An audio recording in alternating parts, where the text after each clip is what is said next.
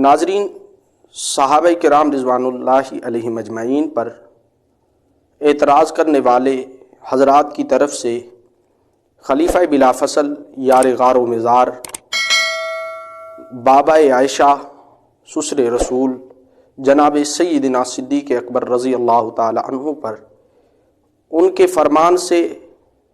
استدلال کر کر یہ اعتراض کیا جاتا ہے کہ وہ خود خلیفہ بننے کے اہل نہیں تھے، یہ ان کا اپنا اقرار ہے۔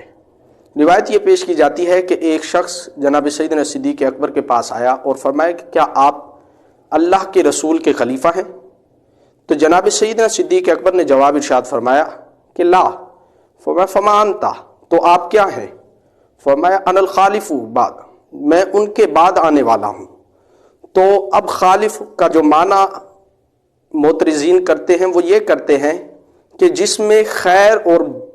بھلائی نہ ہو بلکہ اکثر وہ اس شخص کے مخالف ہو جس کا وہ خلیفہ بنایا گیا ہو۔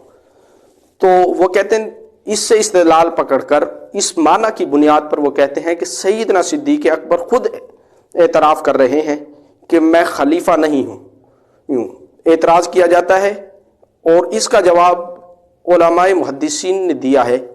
علماء جہاں جہاں بھی اس روایت کو نقل کیا ہے تو یہ روایت جہاں بھی آئی ہے وہ روایت اس کا معنی بھی ساتھ ہی محدثین نے بیان کیا، جیسا کہ النہایہ اور مجمع البحار میں اس روایت کو ذکر کرنے کے بعد ان دونوں کتابوں کے مصنفوں نے معنی بیان فرمایا کہ حضرت سیدنا صدیق اکبر کا یہ جو فرمان ہے کہ میں اللہ کے رسول کا خلیفہ نہیں بلکہ ان کے بعد میں آنے والا ہوں، تو اس کی مراد اور مفہوم جو ہے وہ بیان فرمایا اور توجیح بیان کی ہے کہ توجیح یہ ہے کہ انہوں نے یہ کسر نفسی اور تواضع کی بنا پر یہ کلمات ارشاد فرمائے تھے، ورنہ وہ سیدنا صدیق اکبر خود کو خلافت کا اہل سمجھتے تھے بعد از خلافت ملنے کے بعد، اور سیدنا صدیق اکبر خلافت پر راضی بھی تھے۔ اس پر ایک دلیل ہے جو روایت یہ ہے کہ سیدنا صدیق اکبر ابن ابی ملیکہ نے اس کو نقل کیا ہے کہ ایک شخص نے آ کے فرمایا سیدنا صدیق اکبر کو کہ یا خلیفۃ اللہ، اے اللہ کے خلیفہ۔ تو اس وقت حضرت سیدنا صدیق اکبر نے ارشاد فرمایا لستو بخلیفتی ہی، میں اللہ کا خلیفہ نہیں ہوں بلکہ ولیکنی خلیفۃ رسول اللہ صلی اللہ علیہ وسلم، بلکہ میں تو اللہ کے رسول صلی اللہ علیہ وسلم کا خلیفہ ہوں۔ تو اس روایت سے یہ ثابت ہوا کہ جناب سیدنا صدیق اکبر نے خلیفہ ہونے کو اپنے حق میں پسند کیا ہے اور خلافت کا اقرار اپنی زبانی بھی کیا ہے۔ اور وہ جو روایت معترضین نے پیش کی ہے اس کو بخاری مسلم نے تو روایت نہیں کیا جس کو بلا چوچرا ہم تسلیم کر لیں، بلکہ اس کو پیش کیا ہے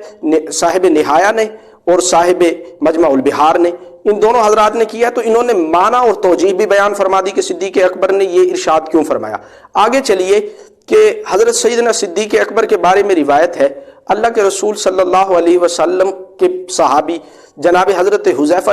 نقل کرتے ہیں، وہ فرماتے ہیں ہم نبی علیہ السلام کی خدمت میں تشریف فرما تھے، ہم نبی علیہ السلام کے ساتھ بیٹھے ہوئے تھے تو آپ علیہ السلام نے ارشاد فرمایا کہ پتہ نہیں کتنا عرصہ آپ کے درمیان رہوں اور کب میں چلا جاؤں، آپ سے بچھڑ جاؤں۔ تو اشارے کے ذریعے فرمایا میرے بعد ان کی اقتداء کرنا، اور اشارہ فرمایا تھا حضرت ابو بکر اور سیدنا عمر رضی اللہ تعالی عنہما کے طرف، یہ اشارہ کیا تھا۔ اور اس سے جہاں پر سیدنا صدیق اکبر کی خلافت بلا فصل ثابت ہوتی ہے وہاں پر یہ اشارہ بھی ہو جاتا ہے کہ سیدنا صدیق اکبر ہی خلیفۃ الرسول ہے۔ آگے چلیے،